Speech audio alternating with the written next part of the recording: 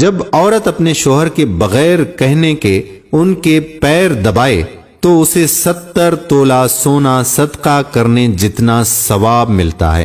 جو پاک دامن عورت نماز اور روزے کی پابندی کرے اور جو شوہر کی خدمت کرے اس کے لیے جنت کے 8 دروازے کھول دیے جاتے ہیں۔ عورت کے ایک بچے کے پیدا کرنے پر 75 سال کی نماز کا ثواب اور ایک درد پر ایک حج کا ثواب ہے۔